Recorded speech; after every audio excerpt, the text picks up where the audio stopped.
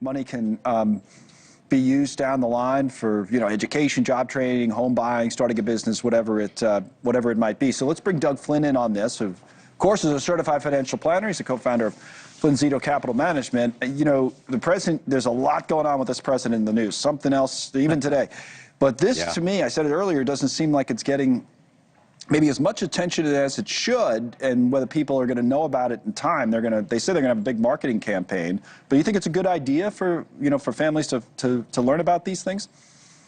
I do like the concept. I like getting people invested early. Those are good habits to build, and we all don't have the best habits when it comes to savings and investing.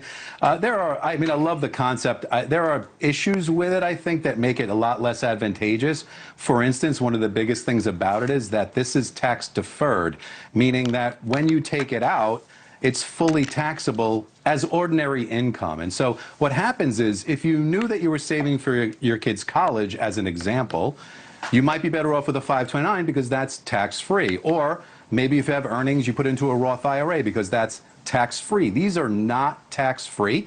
And as evidenced, a lot of times what happens is when people take the money out, they look at the account balance and they don't realize that they're going to add all that onto their tax return and have to put that money away for taxes. So I do see some issues down the line. But conceptually, I love it. Let's put money away. Let's have it grow. But the government's just taking the money here and moving it down the line to get a lot more money back in tax later on. I said earlier in the hour, the critics always have something to say. And here you go, you're always finding the negative. A very negative person, Doug. No, but seriously, it's money. What am I missing, though? It's money that the government is giving, though, that you wouldn't ordinarily have had. Or is your argument that they're not taking it away from these people. They might be taking it away from a rich guy like you. Maybe that's what you're worried about. But, but the point is, like, they're giving people money, the $1,000 to be invested, right? Well, let's just say they're not giving me any money. Let's just say that. So they're not taking anything away from me. But I think what happens is it's really, look, it's a great thing to market on. It's only going to cost about $3.6 billion a year based on the amount of children that are born every year between 25 and 2028. So it's not a lot of money. It gets a lot of play. I love the concept of getting people invested. As you know, more than half the people in the United States don't even have $1,000. So this would be great, and I love all that. We've been talking about, I've been saying this over and over, getting more people invested over the long term. I mean, to me, it's the equalizer in terms of, you want to have more people in the quote-unquote game, right? I would just say, maybe there's another way to do it, though. I think, obviously, take the free money always, and by the way, brilliantly, the IRS form you have to fill out to get these accounts for July 4th, 2026 is form 4547, conveniently. So you got to fill that out, get the free money. The question is whether or not you should put your own money into it. You really have to know about your situation, what's the best use for those dollars. That's fair. So take their money, let it invest, see how it does, whatever. You have nothing to lose, right?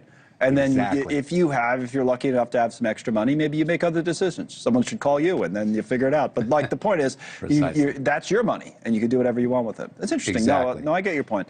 Let's talk about the Fed chair race for a moment. Trump keeps saying he's picked someone. He says now he probably won't announce it until early in the new year. It looks like it's Kevin Hassett, who's been his advisor.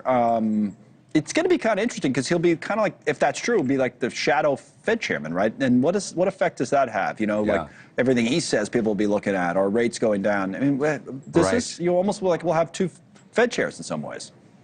You may, and then what happens is even though his Powell's reign ends in May, the thing is, look, presidents appoint people that are like-minded. Hassett is like-minded from the standpoint of he wants to more aggressively lower interest rates, so clearly that's what Trump wants.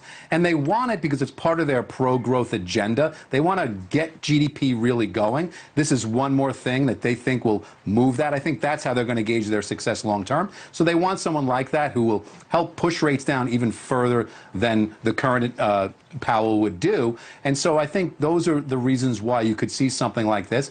But I don't know about if it changes Fed independence. Some people are talking about that. Yeah, they always appoint people that think like they do. So I don't know, how it's going to be lock, stock, and barrel. I don't know if Trump did that the last time he appointed Jay Powell. Exactly. And so, look, you're going to see how it plays out. I don't know if we're too concerned about how much, he's going to mess with the independence of it. I think he's going to do what needs to be done. But let's just say the backdrop is they want much lower rates, and Yes. that does help a lot of things for a lot of reasons. So we'll see if this is the person, but it would make sense. Giving Tuesday, that's why you're seeing what you're seeing. Thank you, Doug, by the way. Doug Flynn with us at the New York Stock Exchange.